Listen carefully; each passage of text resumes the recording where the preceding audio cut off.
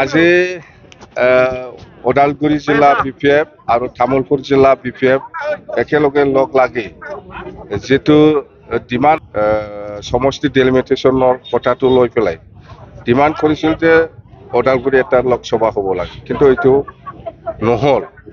ইয়াৰ কাৰণে আজি আমাৰ ওদালগুৰি জিলা আৰু তামোলপুৰ জিলা BPF হিচাপে এইটো মানে প্ৰটেষ্ট ৰেলী হিচাপে আজি ওলাব।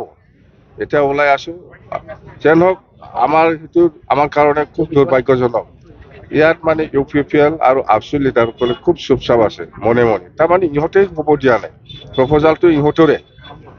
ওদালগুৰি লোকসভা যিটো হোৱা নাই নালাগে বুলি কোৱা প্ৰপ'জালটো প্ৰমোদ বড়োই দিছে UPPL আৰু আবসুৱে ছাপোৰ্ট কৰিছে নিশ্চয়, যাৰ কাৰণে আজি চুপচাপ মনে মনে আছে, একো ৰিয়েকশ্যন নাই। ইহঁতে কৈছিল আগত আমিও ডিমান্ড কৰিছো ওদালগুৰি লোকসভা হ'ব লাগে বুলি, কিন্তু আজি একো ৰিয়েকশ্যন নাই, চুপচাপ। তাৰমানে ইহঁতে বোমা ফুটাবলৈহে বাকী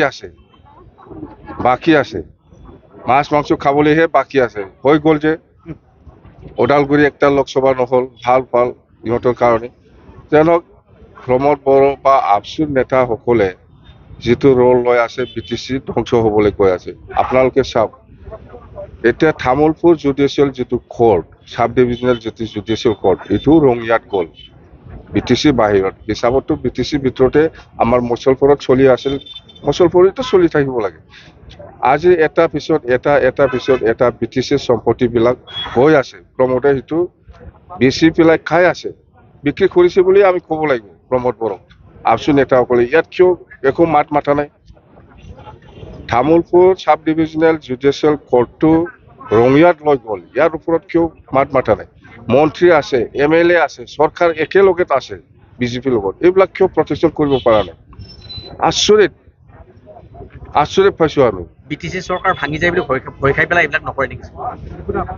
BTC চৰকাৰ ভাঙে না নাভাঙে, কেনেকে ভাঙে? ইহঁতেতো এবচলিউট মেজৰিটি না, ইহঁতে চলাই আছে, বিক্ৰী কৰি পেলাই খাই আছে BTC সম্পত্তিটো। একোটো কৰা নাই। মুঠতে এইবিলাক কিয় কৰিছে? ডিপাৰ্টমেণ্টটোতো দিছে, আকৌ যিটো জুডিচিয়েল কোৰ্ট মুছলপুৰত চলি আছিল ইহঁতৰ কেছবিলাক কিবাবিলাক, এতিয়া ৰঙিয়াত গ'ল। এইটো আমাৰ কাৰণে দুৰ্ভাগ্যজনক। এইটো কৈ পেলাই আমি শেষ কৰিব নোৱাৰে। মুঠতে আমি কণ্ডেম কৰিছো, আমি সেইটো কেতিয়াও মানি ল'ব নোৱাৰে। দিন আহক, দিন আহিলে আমি সেইবিলাক ৰাষ্ট্ৰপতি এচেণ্ট দিলে আমি জানো। তথাপিও সেইটো এই যিহেতু 6 শিডিউল এৰিয়া, সেইটো আইনগতভাৱে আমি কিবা একটা চেলেঞ্জ কৰিব পাৰি নেকি, সেইটো আমি চাই আছো। যদি আইনগতভাৱে কিবা একটা চেলেঞ্জ কৰি পেলাই ৰাস্তা আছে চেলেঞ্জ কৰিব, ইয়াৰ কাৰণে আমি চেলেঞ্জ কৰিম। যদি ৰাস্তা নাই আমি কি কৰিম? আমি চাই আছো লিগেল চাইডত ওদালগুৰি লোকসভা আমি পাবলৈ সক্ষম হয় না নহয়, 6 শিডিউল এৰিয়াটো চাই পেলাই এইটো আইনগত আমি চাম। স্যাৰ উচ্ছেদক লৈ কি ক'ব স্যাৰ? উচ্ছেদটো একপক্ষীয়ভাৱে হৈ আছে, মুছলিমৰ ওপৰত হৈ আছে। আৰু যোৱাকালি মই কি কয় বাক্সাত আহিছিলো, সেই যে আংৰাখাটাটো মানে দিব বুলি কিবা লিষ্ট বনাই আছে বুলি আমি শুনিছো। সেইকাৰণে বেংগলী এৰিয়া আংৰাখাটাত গৈছিলো, কিন্তু এতিয়ালৈকে নটিচ হোৱা নাই। কিন্তু ইহঁতে খুব ভয় খাই আছে আহিব নাকি এনেকুৱা। নাই, মই যাম, আজি ঘূৰিব যাম। মই গুৰিয়াজাৰত যাব, লালফুলত যাব, সেই দুটা জাগাত মই যাব। ফেৰেংগাই কি কৈছো? ফেৰেংগাই যোৱাকালি কৈছে যে বানাঞ্চলত থকা মানুহ কোনো কাৰণত সেই কাৰণ চব উচ্ছেদ কৰা হ'ব, কিন্তু প্ৰমোদ বড়োই কৈছে যে স্যাৰ আকৌ এইবিলাক চিন্তা চৰ্চা কৰা হ'ব। এই দুটাৰ ফেৰেংগাটো BTCৰ মানুহেই নহয়, সি কি BTCৰ কথা কৈ আছে? যিটো 2008হে আহিছে, 2008হে আহিছে সি বৈৰাগত। ফেৰেংগাৰ কথা কি কৈছে কোৱা নাই, মই গুৰুত্ব নিদিম।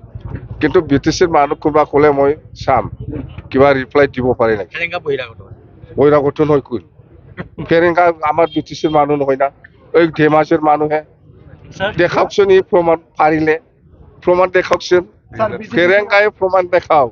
ফেৰেংগাই BTCৰ 2003 চনত আগৰ পৰা আছে নেকি এই আঠ স্যাৰ অসমৰ বিজেপিৰ গৃহকণ্ঠ লাগি আছে কি ক'ব ইয়াৰ এইটো এইটো এইটো মই একো কমেণ্ট নিদিম কংগ্ৰেছত কি হৈছে বিজেপিত কি হৈছে বা ইউ পি পি এলৰ ভিতৰত কি হৈছে ইয়াৰ ওপৰত মোৰ ক'ব লগা একো নাই মই একো নকওঁ মুঠতে BTC-টো ৰক্ষা কৰিব লাগে বাচাব লাগে ইয়াৰ দায়িত্ব আমাৰ সকলো ৰাইজৰ দৰং ওদালগুৰিৰ প্ৰাৰ্থী কোন হ'ব স্যাৰ BPF ওলাব আমিতো খেলিমেই দৰং ওদালগুৰি লকসভাত আমি খেলিমেই কোকৰাঝাৰো খেলিব জিকিব আমি দুটাও ভাৰতী এতিয়া নহয় বহুত সময় আছে অকলে খেলিব স্যাৰ অকলে কাৰো লগত বন্ধু নহয় ঠিক আছে অকলে দেই